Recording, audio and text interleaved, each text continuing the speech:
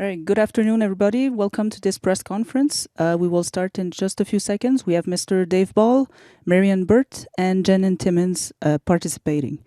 Bon après-midi à tous. Nous allons commencer la conférence de presse dans quelques minutes. Nous avons Monsieur Dave Ball, Marian Burt, ainsi que Jen Timmons qui participeront à la conférence. All right, the floor is yours.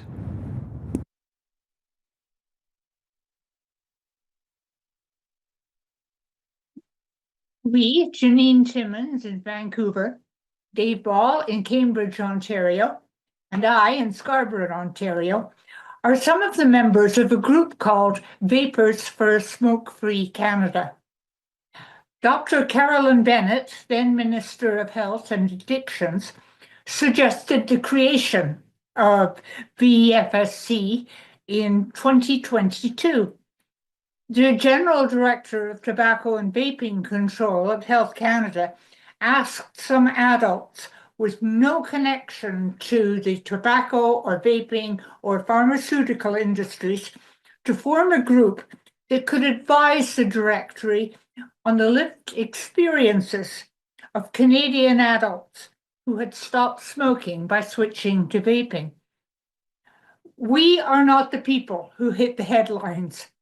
We're not kids having fun and trying activities that make everybody anxious. We don't make money from vaping products. In fact, most of us are retired. We are people who smoked for many years. And we tried everything we could over the decades to stop smoking and failed repeatedly. Then we heard about nicotine vaping and decided to buy a device and some flavored e-liquid and see what happened. And we stopped smoking. Our lungs cleared and we no longer woke up with a choking cough. We were able to hike, swim, join gyms. We could enjoy life again without cigarettes. We are speaking for over 1 million Canadian adults who have done the same thing we did. And for the over 3 million Canadians who still smoke and who should be given every chance to live a healthier life. The SFC has met with Health Canada via Zoom several times over the past couple of years. We've shared our experiences and our thoughts about many of the developments and the content of the web pages on vaping. We found Health Canada to be genuinely concerned about the health of all Canadians, young and older. I'll turn you over to Dave. Thanks, Marian. My name is Dave Ball. I'm a retired communications worker. I started smoking when I was 15 and smoked for 45 years. In those years, I tried to quit dozens of times. Each time I failed, and I felt like a failure. I started vaping on a whim. I saw a vape shop and took a chance. I left the vape shop throwing an almost new pack of cigarettes in the trash on the way out the door. For over 10 years, I have been cigarette-free, thanks to vaping. The wide variety of vaping devices and flavors have helped keep me that way. My first point is this quote from a study by the Yale School of Public Health. It was a study on the effect of vape flavor bans. It says for every 0.7 milliliters of e-liquid that goes unsold due to flavor restrictions, 15 additional traditional cigarettes are sold. Of the increase in cigarette sales, 71% are for non-menthol cigarettes, suggesting that restrictions on menthol would have no reduction in flavors in sales. E-cigarette flavor restrictions placed for a year or longer yielded a 20% increase in sales of cigarette brands disproportionately used by underage smokers. There's also this information from the Nova Scotia Finance Department. Nova Scotia reports the third highest proportion of daily smokers among provinces at 12.7%. Nova Scotia smoking rates have been trending down, but there are years, particularly 2022, when smoking rates have risen. Nova Scotia enacted a flavor ban in 2020. The greatest gift you can give the tobacco industry is to ban vaping flavors. My next point is these 4 results from a flavor ban. What a flavor ban will do is create a black market, unregulated, untaxed, and unsafe. The black market will be taken over by criminal elements to the detriment of public health. I want to purchase regulated vaping products from a regulated industry, but a flavor ban will force myself and other vapers to deal with criminals just to remain tobacco free. In Australia, as an example, the only legal way to vape is with a prescription. There's a war going on with black market gangs trying to take over the vape and tobacco market down there. This has resulted in over 110 fire bombings of tobacco and vape shops. This is what we can look forward to with bans. It would also cause smokers to keep smoking, as the 2 allowed flavors are not enough variety. I was a smoker for 45 years. I know that smokers will keep smoking if there isn't a strong, tailor-made, variety-filled alternative. It will destroy the Canadian vape industry. It will put thousands out of work. Canada's unemployment rate is at its highest since 2017. I have nothing to add to that. The local regulated vape shops will be gone. The local vape shops are very important in helping smokers to choose a device and a nicotine strength for their transition to vaping. They also serve as vape liquid sommeliers, helping to find a flavor that will best keep the customer smoke-free and excited to continue to not smoke. This year, Minister Holland removed flavors from nicotine pouches and restricted the sale of nicotine pouches to pharmacies only. Gums and patches can be picked up off the shelf, but pouches have to be asked for at the pharmacy counter. I'm old enough to remember when condoms were sold this way. Do we want to regress to those times when harm reduction was trumped by Puritan morals? Prohibition does not work. It never has, and it never will. Minister Holland says he wants to ban flavors to protect youth. We have existing laws that are made to protect youth. Vaping products are age restricted in every province. Every province has failed to enforce these laws. Removing access to flavors for the adults who use them in their vaping devices to remain smoke-free is nothing short of an attack on the rights of adult Canadians to choose how they want to quit smoking. Youth will continue to vape. Nothing except enforcing the existing laws will change that. Thank you. I'll pass it over to Janine. Thank you, Dave. Hello, my name is Janine Timmins. I'm 66 years old, and I smoked for 40 years. Nothing on the market helped me quit, so I quit quitting.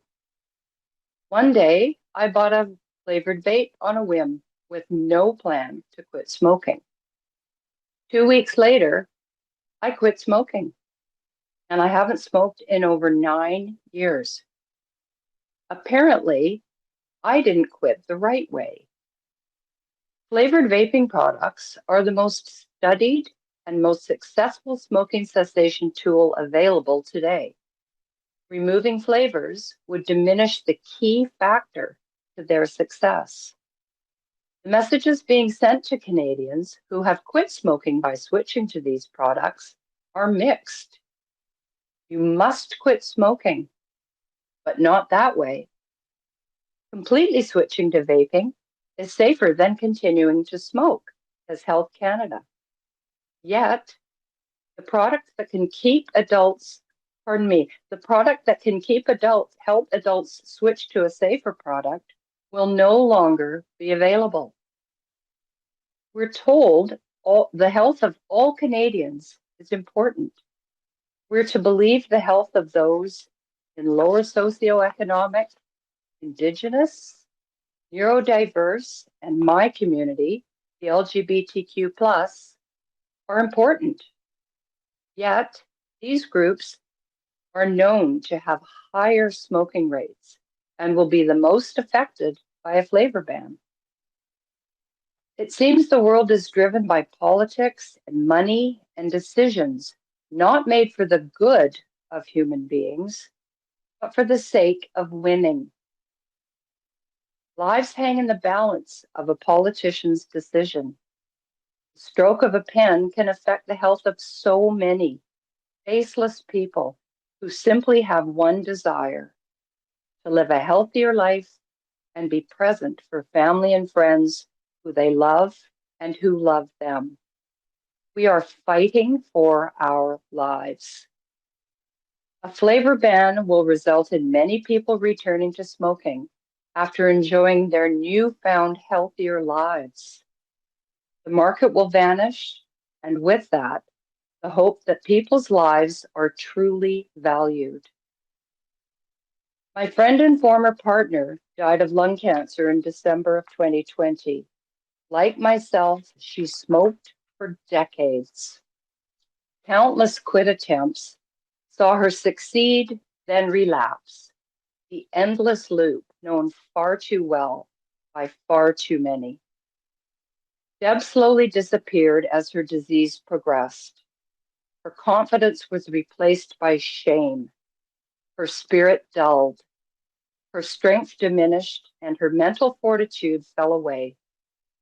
She succumbed to lung cancer 2 years after being diagnosed. The stigmatization of her smoking followed her until she took her final painful breath. Smoking will continue to take lives after a flavor ban. Some will suffer with heart disease or stroke. Others will end up like my friend, tethered to an oxygen hose until their bodies can fight no longer. Whose voices matter? Consumers, people who quit smoking with these products should matter. Why then are NGOs concerned about relevance and funding drowning out those who want to live healthier lives? I'd like to close with a line delivered by Dr. Sonia Johnson of Health Canada, who closed her presentation at the e-cigarette summit in Washington, D.C. with my quote. I lost my longtime friend and former partner to lung cancer in December of 2020. For nearly 2 years, I witnessed her struggle not only with the excruciating pain of her illness, but with the emotional and psychological toll it took on her, the shame she felt as a smoker, unable to quit before the damage was done. Is banning flavors for adults really the answer? I'll now turn it over to Marion Bird. Thank you. Thank you, Janine. We are puzzled by the motives and the actions of recognized control groups and Health Minister Mark Holland. First of all, everyone wants to protect youth. Vaping is one of the many things that young people should not be doing, and no one believes that more than adults who no longer smoke. Today's young people are our children and our grandchildren. Since nicotine vaping entered Canada about 16 years ago, the smoking rate of both adults and youth has decreased rapidly. We believe that it would be even lower today if the tobacco control and other health groups had followed the science that emerged through the years and had promoted vaping for adults who smoked. Instead, they voiced every negative slant that could be scraped from the research and attempted to equate vaping with smoking in order to demonize it. Ms. Callard said in the press conference on October the 5th that not many older Canadians have switched to vaping. She's correct. And it's because many older Canadians tend to believe the trusted authorities and now are certain that vaping is more harmful than smoking, or harmful enough that they don't want to risk making a try because of the initial cost of buying a device and liquid. Could it be that these groups realized that nicotine vaping could make their efforts irrelevant? That they and their funding could fade into obscurity? Their insistence on a flavor ban on nicotine e-liquid could be a desperate attempt to stop Canadians who smoke from trying vaping, so that they will become dependent on the pharmaceutical products they promote and the counseling they provide. For all of their supposed hatred of the tobacco industry, they are eager to wipe out big tobacco's greatest competition, the Canadian vaping industry, made of small, independent businesses, mostly owned by people who stopped smoking by switching to vaping. No one could be a greater friend to big tobacco than Minister Holland. His dramatic declarations of war on that industry last spring were a real acting performance. And of course, the tobacco industry supports a flavor ban. It can survive because it didn't have many flavors anyway. But the small Canadian industry can't. If he truly supports big tobacco, or even if he just doesn't understand what he's doing, which I suspect, Minister Holland's position is irresponsible. He answers to all Canadians, young and older and old, people who don't smoke, those who do, and those who vape regulated nicotine. He should either resign his portfolio as Minister of Health or leave the issue entirely to Yara Sachs, Minister of Health and Addictions. We're glad that she, at least, is talking to the real stakeholders, people whose health and lives are most affected. In fact, we invite Minister Sachs to join us and Health Canada. Our primary concern is the health of everyone. Together, we can work out a way of reducing the smoking rate while discouraging kids from vaping. Thank you. Are there any questions? Hi there. I just want to make sure you can hear me okay. Can you hear me okay there? Yes. Okay, great. I'm Marina von Stackelberg with CBC News. I got a couple of questions. Some of them are just some info questions and then some follow-up if you folks are willing to take them. Thanks. Sure. Thanks for doing this today for us. First of all, thank you for coming.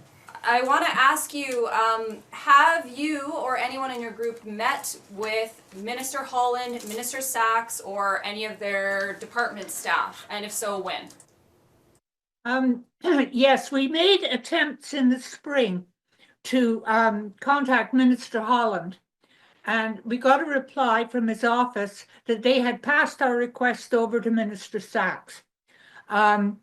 We've written once or twice since asking for a meeting, and we have not had a reply at all. However, we did have a meeting. I think there were 5 or 6 of us met with Minister Sachs. I think it was in May. And she seemed very interested in what we had to say. What do you mean by interested? She listened. She didn't give us any indication of her thoughts, but she did listen very attentively. You got that feeling? Yes. Yeah. I got that feeling that she was interested in what we had to say and our stories, and was interested in us helping to improve the website also, to make corrections that had crept in there. On Health Canada's website? Yes. So stuff about vaping that's on Health Canada's website right now. Yes, it has been for some time, and this is one area in which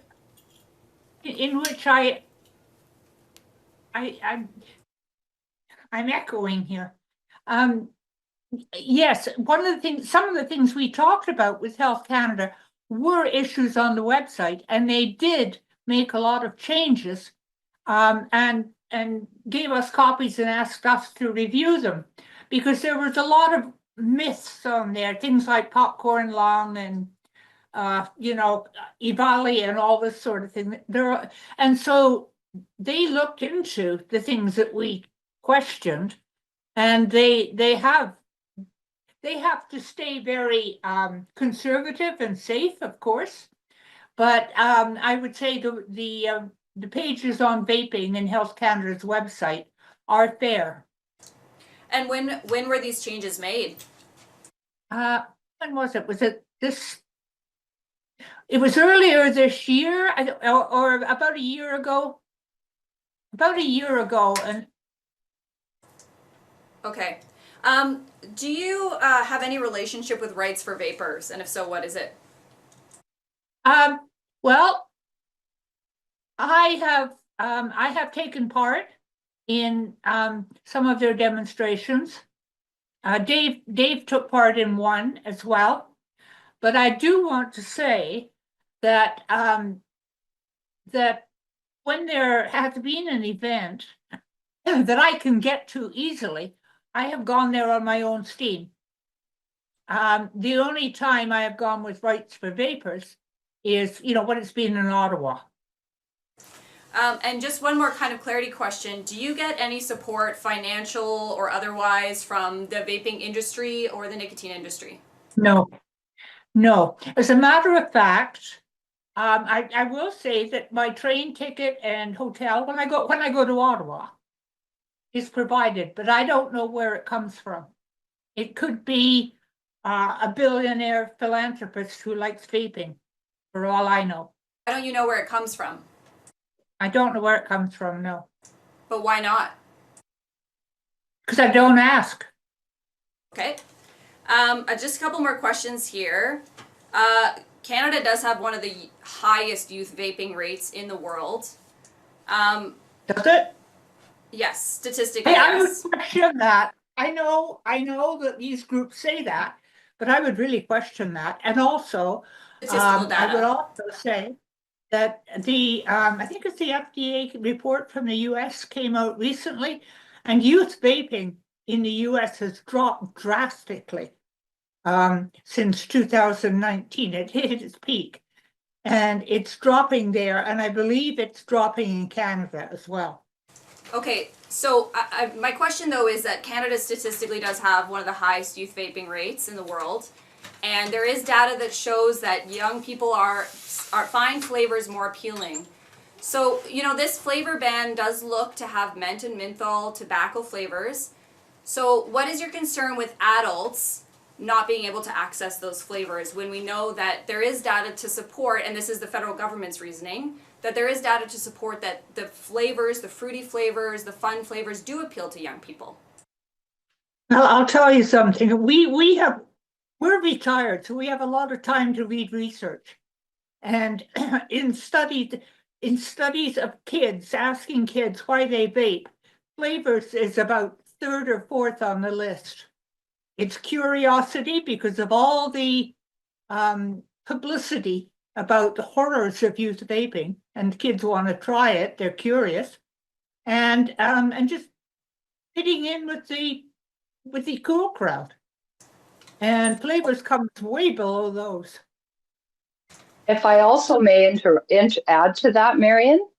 Hi, if I also may add to that. Yeah. One of the large reasons that youth are attracted to vaping is the number one reason, I believe, in Canada, ranked out of the 4, is because of depression and anxiety. Yeah. Vaping flavors ranks 4th on that list, as far as I know, behind opioid use and alcohol. So my last question is just, obviously your group is opposed to a flavor ban. Is there anything you think should be changed about how Canada regulates vaping right now as it is? Well, I think I'm taking over here. But where in the first place, it's illegal now for kids to be vaping. So somebody is selling to them or getting vapes for them. But there is almost no enforcement of that. That I think is one thing. And in Quebec, where they imposed a flavor ban about a year ago, within months, kids were getting flavors. and still vaping. And again, there's no enforcement. You know, if you're going to have a law and kids are flouting it, you don't wipe out the whole products. What you do is hire more people to go and check that the laws are being obeyed. And authorized vape shops are also extremely important. Yes. A person under 19, a person that is not of legal age in Canada, is not allowed to even walk through the doors of an authorized vape shop, not with their parents, not with a friend. They are not allowed. There's a very dim view about that because that's their business. So I think if local vape shops and authorized vape shops are the hub, that's where most people will go and get information and buy regulated products.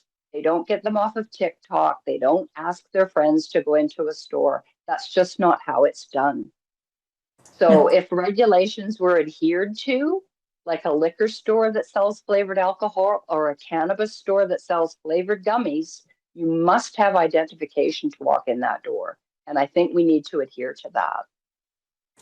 Just on that, I know that a big issue right now is flavored vape products actually being mailed into Quebec from reputable vaping companies, big vaping companies that are shipping into Quebec where they're able to, you know, sell flavored vapes even though they are banned in that province. So is some of the onus, do you think, as a group that you know, is not tied to the vaping industry, but as people who support vaping, do you think that there is onus on the vaping companies to make sure that they're not going to youth in the situation like we're seeing in Quebec, where vaping companies are mailing flavored products into Quebec? I know I buy my stuff online and I always have to type in my birth date before I can even access the site. But you know, as far as other provinces are concerned, other provinces, I mean, we have a lot of sympathy for the people in Quebec. And I always think of Martin Luther King saying that there is a moral imperative to disobey past law. Right, but my question is, do you think that the industry should have any sort of restriction on it or any sort of onus to make sure that their vape products are not going to youth? Because right now we are seeing vaping companies sell vaping products, flavored vaping products in Quebec without any issue. So do you think it's on them, or is it more, like you're saying, on the federal government or provincial governments to police it? Can I take this one, Marion? Yes, Can I please. take this one? Okay, the vape companies are selling stuff to Quebec. All of the vape companies that send stuff to Quebec are sending stuff to what they think are adults. If they're sending it to adults, then if Quebec wants to tell the vape companies that aren't in Quebec that they can't send stuff there, that's up to them to tell them that. Companies are going to deal with customers. And is there a federal regulation that says that you can't send something to Quebec? It's a Quebec law. And the rest of the country is sending stuff to a postal box. So if it goes to Quebec, it's up to Quebec to stop that. Also, if may I add something quickly in answer to your question? It's more of a comment, actually. I think people being able to still order products that have been banned in their province shows that banning things doesn't work. Banning a product which helps 1.9 million Canadians remain smoke-free, Canadian adults, banning those products that are the most successful does not mean that people will no longer want them, because they know it works. It does not stop people looking for those products. For taking all my questions, I really appreciate it. No problem. Thank you for asking. Yes, thank you. Thank you. This concludes the press conference. Merci. C'est ce qui conclut la conférence de presse. Thank you so much. Thank you very much.